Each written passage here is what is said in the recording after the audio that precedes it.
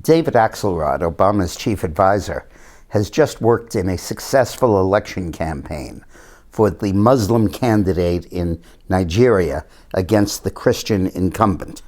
The Muslim candidate is a former military dictator who ruled the country with an iron hand, who now is trying to make a comeback as a democratic leader.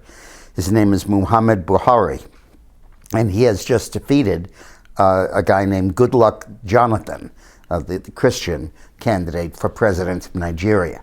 Of course, Nigeria is a very valuable country because of the huge oil reserves inside, and winning the presidency there is a big deal. Buhari used to be an advocate of Sharia law and attempted to impose it in Nigeria. He now says that he's over that and he's not going to do that and he'll behave himself. But the question is, do we take him at his word or not? More disturbing is the concept that Obama's operative, leading political operative, with his approval or without, we don't know, went to Nigeria to help overturn the Christian government that was in charge there. I personally find it impossible to believe that he would have done so without at least consulting with the president. This conforms to a pattern that's emerging that's very disturbing.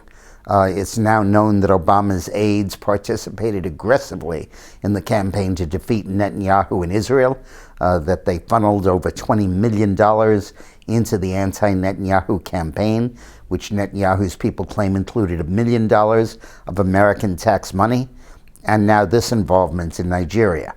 For the record, Axelrod says, yeah, he did work with this guy a year ago, and when he announced his candidacy about 7 or 8 months ago, but hasn't worked with him since. But we'll see, and a lot of evidence contradicts him. But in any case, he certainly did help him in the current cycle get started and get moving. This amounts to a kind of new American imperialism.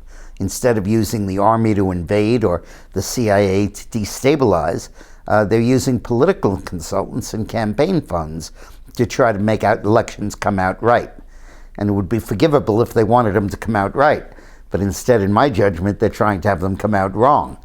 The Nigerian candidate who was just elected president, his group has had ties to Boko Haram, the terrorist group in Nigeria.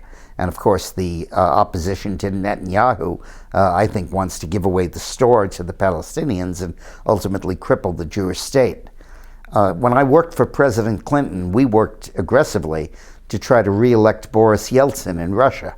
But I think that was in the interests of the United States to stop the communists and the fascists from taking over.